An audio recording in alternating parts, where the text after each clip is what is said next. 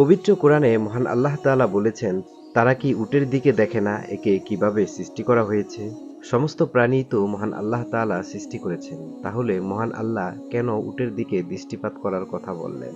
উট হলো মহান আল্লাহ তাআলার এক বৈচিত্র্যময় ও বিস্ময়কর সৃষ্টি। অন্যান্য প্রাণীদের থেকে উটকে বিশেষভাবে সৃষ্টি করা হয়েছে।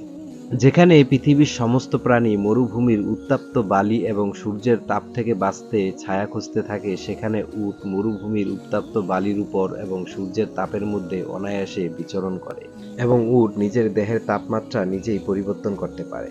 মরুভূমি মানেই বালিজ্বর, কাঁটা এবং বিষাক্ত সাপ। অন্যান্য প্রাণীদের চোখে একটি মাত্র পর্দা থাকে, আর উটের চোখে দুইটি পর্দা থাকে, একটি স্বচ্ছ পর্দা আর একটি মাংসের পর্দা।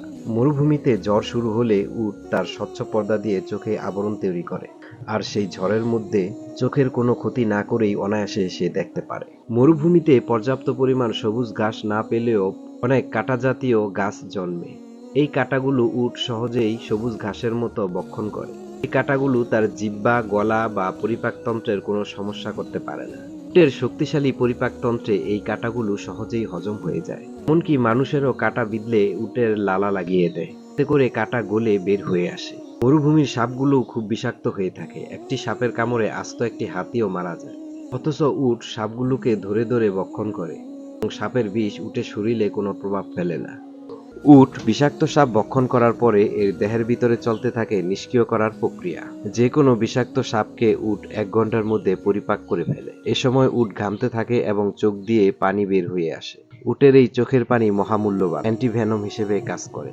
মানুষকে সংরক্ষণ করে রাখে বিষকে নিষ্ক্রিয় করার কাজে। পৃথিবীর সমস্ত স্তন্যপায়ী প্রাণী, যেখানে সাগরের পানি পান করাই মানে মৃত্যুকে দাওয়াত দেওয়া, এখানে অনায়াসে উট সাগরের পানি পান করতে পারে। উটের কিডনি লবণাক্ত পানিকে পরিশোধন করতে পারে এবং উট একসাথে এত পরিমাণ পানি পান করতে পারে যাতে সামনের 1 মাস পর্যন্ত তাকে আর পানি পান করতে না হয়।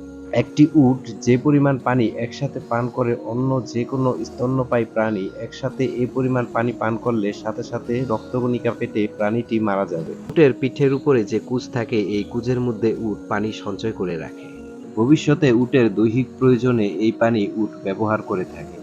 উটকে আদিকাল থেকেই মনুষ্য বাহন এবং মালামাল পরিবহনের কাজে মানুষ ব্যবহার করে আসছে। একটি প্রাপ্তবয়স্ক উট 150 কেজি পর্যন্ত বোঝা বহন করতে সক্ষম।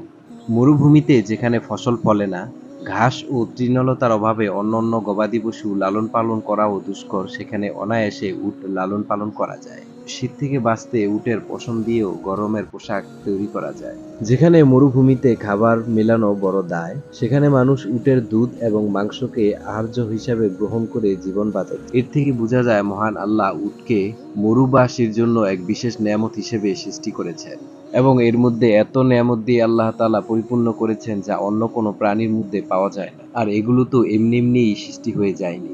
তাই তো মহান আল্লাহ তাআলা পবিত্র কোরআনে বলেছেন, أفلا ينظرون إلى الإبل كيف خلقت মানুষ কি উটের দিকে চেয়ে দেখে না কিভাবে একে সৃষ্টি করা হয়েছে?